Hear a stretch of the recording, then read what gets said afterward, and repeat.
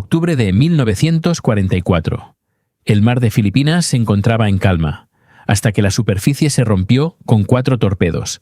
En cuestión de segundos, el buque insignia japonés Atago se partió en 2. El vicealmirante Takeo Kurita, que minutos antes despreciaba los reportes de periscopios imaginarios, flotaba ahora entre petróleo ardiente y restos de acero. Aquel día no solo se hundía un barco, sino toda una creencia, la idea de que los submarinos estadounidenses no podían ser una amenaza real. Nadie lo imaginaba, pero bajo las olas se estaba escribiendo una de las campañas más decisivas y menos reconocidas de toda la Segunda Guerra Mundial. Capítulo 1. El error fatal del orgullo. Décadas antes de que las profundidades se convirtieran en su tumba, la Marina Imperial japonesa había sellado su destino con una idea equivocada. En los años 20 y 30, en las academias navales de Tokio, los futuros oficiales aprendían que el honor estaba en las grandes batallas de superficie, en los duelos de acorazados, no en hundir mercantes indefensos. El código samurái se había mezclado con la guerra moderna. Para ellos, destruir barcos comerciales era indigno, casi un crimen contra el espíritu del guerrero. Los estrategas japoneses soñaban con un Tsushima del siglo XX, una única batalla decisiva que destruyera la flota estadounidense en el Pacífico. En esa visión grandiosa, los submarinos eran simples exploradores, sombras que solo debían buscar enemigos, nunca atacarlos. El capitán Takatani Toshikazu, veterano del submarino Primera 8, lo recordaría décadas después. Nos enseñaban que disparar contra un barco mercante era una pérdida de torpedos. No había gloria en eso. Nuestra misión era destruir buques de guerra. Mientras tanto, del otro lado del Pacífico, la Marina de los Estados Unidos preparaba algo muy distinto: una guerra de hambre. Su objetivo no era derrotar a Japón en una sola batalla, sino asfixiarlo lentamente, hundiendo cada barco que transportara combustible, arroz o acero. Era una lucha de economías, no de honor, y el imperio japonés nunca lo entendió. Capítulo 2. El inicio de la cacería. El 7 de diciembre de 1941, el cielo de Pearl Harbor ardió. Las sirenas de alarma, el rugido de los motores y las explosiones marcaron el inicio de la guerra más extensa en la historia del Pacífico. Japón había desatado la furia del gigante americano, y con ello, sin saberlo, firmó su sentencia en las profundidades del océano. Mientras los bombarderos japoneses regresaban triunfantes a sus portaaviones, una nueva flota estadounidense zarpaba en silencio. Una fuerza sin estandartes, sin himnos, oculta bajo las olas. Eran los submarinos de la Marina de Estados Unidos, los cazadores invisibles que transformarían la guerra en una masacre industrial. En los primeros meses de 1942, las órdenes eran simples: hundir todo barco que alimente el poder japonés. Sin embargo, los submarinistas enfrentaban un enemigo inesperado: sus propias armas. Los torpedos, Mark 14, orgullo de la industria naval, fallaban una y otra vez. Detonaciones prematuras, trayectorias defectuosas, impactos que no explotaban. Muchos comandantes regresaban frustrados, convencidos de que sus presas se les escapaban por culpa de la tecnología. Pero pese a todo, los primeros resultados empezaron a llegar. El USS Gudgeon obtuvo el primer éxito confirmado el 27 de enero de 1942. Un mercante japonés de más de 5.000 toneladas. Aquella noticia, que en cualquier otra nación habría causado alarma, en Tokio fue ignorada. Los analistas imperiales clasificaron la pérdida como explosión por mina marina. La mentalidad del orgullo seguía intacta. A los ojos de los almirantes, los submarinos estadounidenses eran máquinas torpes, incapaces de alterar el curso de la guerra. Esa negación permitió que la flota americana actuara con libertad absoluta. Desde bases en Pearl Harbor, Fremantle y Brisbane, decenas de submarinos comenzaron a patrullar el Pacífico Occidental, las rutas vitales que conectaban Japón con las Indias Holandesas, Filipinas y China. Los capitanes norteamericanos navegaban semanas enteras en silencio, sin contacto con la superficie, respirando aire viciado y humedad salada, esperando el instante perfecto para atacar. Mientras tanto, Los convoyes japoneses seguían zarpando confiados. Las escoltas eran escasas, los protocolos ineficientes. Los buques navegaban en fila, sin zigzaguear, sin ocultar sus luces nocturnas. Para los ojos entrenados de un comandante submarinista, eran blancos perfectos. En apenas 6 meses, los estadounidenses hundieron más de 130 buques enemigos, pero el alto mando nipón solo reconocía una fracción. Cada vez que un mercante desaparecía, el informe oficial lo atribuía a tormentas, minas o errores humanos. La mentira estadística se convirtió en política de Estado. Sin embargo, los datos empezaban a gritar. Los arsenales de Yokohama y Nagasaki recibían menos materias primas. Los astilleros sufrían retrasos. El carbón escaseaba. Los capitanes de cargueros reportaban ataques cada vez más frecuentes. Aún así, Tokio se negaba a verlo. La arrogancia había sustituido al análisis. El enemigo que hundía su imperio no llevaba bandera ni rostro, y eso lo hacía aún más fácil de ignorar. La guerra submarina se convirtió en una pesadilla logística. Cada tonelada perdida significaba menos combustible, menos alimentos, menos armas. Los Estados Unidos lo sabían y afinaban su estrategia con precisión matemática. Cada submarino operaba con una misión clara: cortar arterias, no buscar gloria. A mediados de 1942, la diferencia entre la realidad y los informes oficiales ya era abismal. Japón había perdido casi 600.000 toneladas de barcos mercantes, pero solo admitía poco más de 200.000. Esa brecha de autoconfianza ciega se ensanchaba cada mes, alimentada por un nacionalismo que prefería las victorias imaginarias antes que las derrotas reales. En los mares del sur, los supervivientes de los primeros hundimientos hablaban de ataques fantasmales. Torpedos que aparecían sin aviso, explosiones en plena noche, buques que se partían en dos antes de poder enviar un mensaje de socorro. Los capitanes, desesperados, comenzaron a cambiar sus rutas, pero los submarinos los esperaban en cada desvío. La inteligencia norteamericana, gracias al descifrado de los códigos navales japoneses, conocía sus horarios, sus cargamentos y hasta las conversaciones de sus comandantes. Cada cambio de curso era anticipado. Cada nuevo convoy, cazado. El mar se convirtió en una trampa invisible, y aunque el enemigo aún se negaba a aceptarlo, la marea ya había cambiado. Para finales de 1942, el Pacífico era un tablero de ajedrez donde los submarinos estadounidenses movían las piezas con precisión quirúrgica. Japón todavía creía dominar el mar, pero su comercio, su industria y su ejército comenzaban a desangrarse lentamente. El rugido de los acorazados se oía menos. El silencio de los torpedos, más. Sin que nadie lo proclamara, había comenzado la guerra invisible, una guerra sin medallas, sin testigos y sin piedad. La revolución bajo las olas.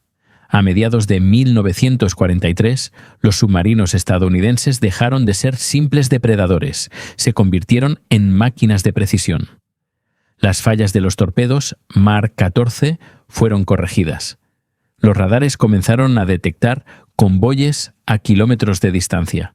Y gracias al descifrado de los códigos japoneses, los comandantes sabían exactamente qué rutas usaría el enemigo, en qué hora y con qué carga. Era como leer el diario del enemigo antes de atacarlo. En las salas de mando de Pearl Harbor, los operadores de inteligencia seguían en tiempo real los movimientos de los convoyes nipones. Los submarinos solo tenían que esperar y golpear. Mientras tanto, en Tokio, los informes seguían siendo optimistas. Las pérdidas eran menores, controladas, aceptables, pero cada barco hundido era una arteria menos en el cuerpo del imperio. El océano se estaba volviendo un cementerio de acero. Agosto de 1944. El convoy japonés Hachimir 71 zarpa de Singapur con 12 mercantes y 6 escoltas. Llevaban petróleo, caucho, estaño, los últimos recursos que mantenían viva a la industria japonesa. Esa misma noche, el mar se convirtió en fuego. Los submarinos USS Rasher, Spadefish, Redfish y Bluefish emergieron de las sombras. Atacaron coordinados, uno tras otro, Sin dar tiempo a reaccionar, el cielo se iluminó con explosiones, los marinos gritaban entre el humo y los barcos ardían como antorchas sobre el mar oscuro. En solo 24 horas murieron más de 8.000 hombres. Cuerpos flotaban entre el combustible. Los supervivientes nadaban sin rumbo en medio de llamas. Y cuando el informe llegó a Tokio, los oficiales escribieron con indiferencia: convoy atacado, pérdidas moderadas, operación parcialmente exitosa. La mentira ya era rutina. El imperio prefería el consuelo de la ilusión antes que la herida de la verdad. La guerra del petróleo. Japón no tenía petróleo. Su ejército vivía del combustible extraído en las Indias Orientales, pero los submarinos estadounidenses decidieron cortar ese flujo vital. Cada petrolero que zarpaba era una ruleta rusa. Los submarinos esperaban en silencio, con los periscopios apenas rompiendo la superficie. Una burbuja, una estela, y el infierno comenzaba. El capitán de un buque tanque escribió en su diario: navegamos solos porque el cuartel dice que los tanqueros son demasiado rápidos para los submarinos. Es una mentira. Cada noche escuchamos las explosiones de otros barcos hundiéndose. Solo nos toca esperar el nuestro. Poco después, su nave, el Nippon Maru, fue destruida por el USS Nautilus. El registro japonés lo anotó como probable mina marina. Para 1945, de los casi 900.000 toneladas de buques tanque que tuvo Japón, solo quedaban menos de 270.000. Sin combustible, los aviones no podían despegar, los acorazados no podían zarpar y los camiones no podían moverse. El imperio se estaba ahogando, sin que nadie lo aceptara. La vida entre las sombras. Para los marinos japoneses, navegar en 1944 era como firmar su sentencia de muerte. Cada ola podía ocultar un periscopio. Cada rumor en la radio, un submarino acechando. El capitán Yoshida Mitsuo, sobreviviente de 4 ataques, escribió: cada salida era una condena. El silencio del océano era peor que el sonido de las explosiones. Navegar en esas aguas era como caminar sobre una tumba líquida. Más de 27.000 tripulantes mercantes japoneses murieron durante la guerra. Una tasa de mortalidad más alta que la de muchos batallones de infantería, y aún así su sacrificio fue ignorado. Mientras los kamikazes eran venerados como héroes del cielo, los marinos civiles eran acusados de cobardía si se negaban a zarpar después de haber sido hundidos varias veces. La guerra submarina no solo destruyó barcos, destruyó almas. El colapso del gigante. En 1943, Japón producía 7,8 millones de toneladas de acero. 2 años después, apenas 800.000. El aluminio, esencial para fabricar aviones, cayó un 95%. Los talleres estaban llenos de obreros, pero vacíos de materiales. Un ingeniero recordaría: teníamos fábricas, teníamos trabajadores, pero nada que fundir. Todo lo que necesitábamos estaba en el fondo del mar. La escasez de combustible provocó una decisión desesperada. El vicealmirante Onishi, creador del programa Kamikaze, lo dijo con frialdad: solo tenemos combustible para una misión por avión. Podemos usarlo para entrenar o para morir atacando. Los submarinos han tomado la decisión por nosotros. La guerra invisible estaba empujando a Japón hacia el abismo. Cegados por el orgullo, los submarinos estadounidenses poseían tecnología que parecía magia. Radares capaces de ver en la oscuridad, sistemas de comunicación entre escuadras y tácticas de ataque coordinadas llamadas Wolfpacks. Mientras tanto, los escoltas japoneses navegaban ciegos, sin radar, con sonares obsoletos y pocas cargas de profundidad. Un comandante japonés lo resumió con desesperación: ellos nos veían sin que nosotros los viéramos. Nos cazaban como si el océano fuera su casa y nosotros fuéramos los intrusos. Japón tenía los planos de tecnología alemana avanzada, radares, detectores acústicos, pero su industria no podía fabricarlos. Los barcos que transportaban las piezas desde Europa también habían sido hundidos por submarinos. Era un ciclo perfecto y era imparable. La última respiración del imperio. Marzo de 1945.